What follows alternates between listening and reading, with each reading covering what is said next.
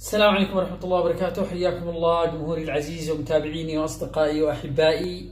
أخوكم صلاح الوافي. أعيدها أنا في تاريخ الآن 9/3/2021. جميع الصفحات الموجودة في مواقع التواصل الاجتماعي، جميع الصفحات الموجودة في مواقع التواصل الاجتماعي والتي تحمل اسمي ليست لي وليس لي بها أي صلة، سواء في الفيسبوك أو غير الفيسبوك.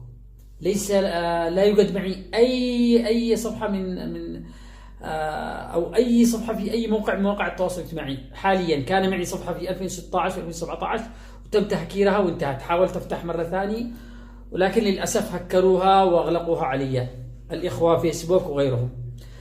فأنا لا أتحمل أي مسؤولية عن أي تعامل مع الصفحات هذه أو أي منشور أو كل ما يقال من هذه الصفحات.